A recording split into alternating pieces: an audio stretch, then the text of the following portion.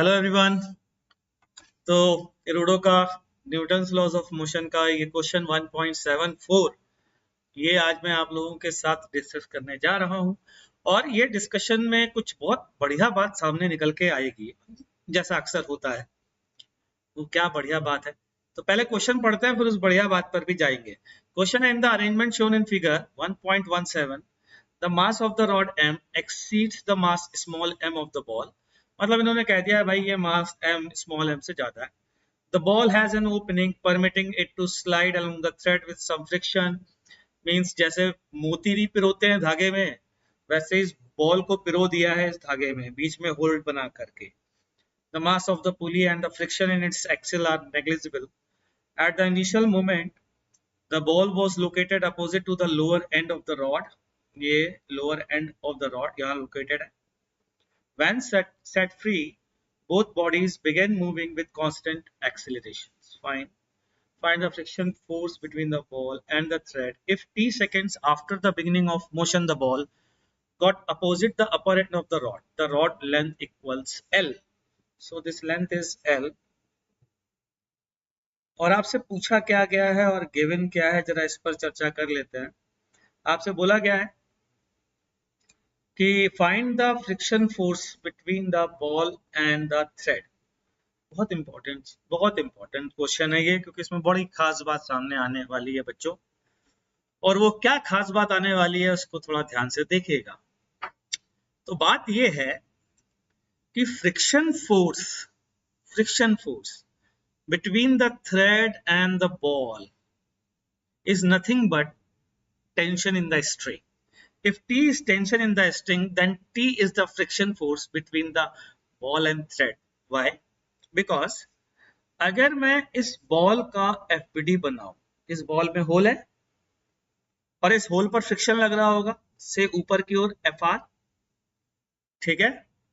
अच्छा, अब मैं धागे का FBD बनाता हूं, तो धागे में जहां पर ये बॉल थी उसमें धागे में नीचे की ओर FR लग रहा होगा, ठीक। और ऊपर है धागे में टेंशन T, तो T और FR आपस में बराबर होनी चाहिए। तो फ्रिक्शन फोर्स की वैल्यू का मतलब टेंशन की वैल्यू। अच्छा बच्चों, इस बात को यूं भी समझ सकते हैं कि अगर यहां पर मैं पूछूं कि इस स्ट्रिंग में और इस स्ट्रिंग में, ये पार्ट और ये पार्ट में अगर टेंशन T1 और T2 है, तो उसका difference tangential force applied by the bead on the string ही तो होगा। T1 और T2 का डिफरेंस क्या होगा? जो बीच में, जैसे मान लो ये एक स्ट्रिंग है, मैं बीच में फोर्स लगा रहा हूँ, तो यहाँ टेंशन और यहाँ टेंशन का डिफरेंस जो मैं फोर्स लगा रहा हूँ उसी के तो बराबर होगा, है ना। तो यहाँ नीचे टेंशन तो 0 है, इसका मतलब जो मैं फोर्स लगा रहा हूँ वो ऊपर वाले T2 के बराबर होगा, ठीक। तो एक बात तो ये हो गई है, ठीक है। अब इसको जरा रब करता हूँ ताकि आपको क्लियर दिखे और इक्वेशन लिखना शुरू करता हूँ। तो मान लेते हैं T टेंशन है, इसका एक्सीलरेशन A1 डाउनवर्ड है और इसका एक्सीलरेशन A2 अपवर्ड है, ठीक। ध्यान रखिएगा, ये बीड इस धागे पर, इस थ्रेड पर स्लाइड कर रही है, तो जो धागे का एक्सीलरेशन है वो नहीं होगा भाई बीड का एक्सीलरेशन, ठीक है। तो रॉड की अगर FBD बनाए तो ऊपर टेंशन, नीचे mg, डाउनवर्ड एक्सीलरेशन A1, तो equation is coming out to be mg minus t equals to ma1. This is 1. Okay, now if we draw the FBD of bead plus string inside the bead बोले तो ball, तो ऊपर आएगा tension और नीचे आएगा mg, और इसका एक्सीलरेशन हमने कितना माना है बच्चों? A2। तो इक्वेशन क्या आएगी? t minus mg equals to ma2, ठीक। दूसरी इक्वेशन ध्यान से सुनना जरा, बहुत इंटरेस्टिंग बात है, हमें टेंशन निकालना है। अब इन्होंने दिया A1 नहीं दिया, A2 नहीं दिया, बस ये दिया है कि ये बीड इस रॉड के दूसरे एंड पर T टाइम में पहुंचती है। तो जाहिर सी बात है रॉड के फ्रेम में जाएंगे, इन rod frame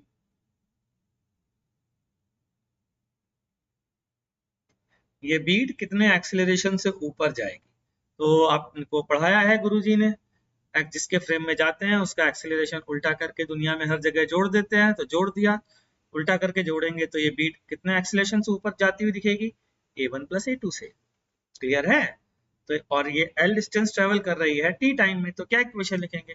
L equals to half A1 plus A2 T square. हमें निकालना है टेंशन, ध्यान रखना, क्योंकि टेंशन ही फ्रिक्शन के बराबर है। और A1 प्लस A2 यहाँ आ रहा है, तो क्या करें बच्चों? देखो क्या करें, थोड़ा दिमाग लगाओ, मैथमेटिकल माइंड अपना। क्या ऊपर वाली इक्वेशन को कैपिटल M से डिवाइड करो,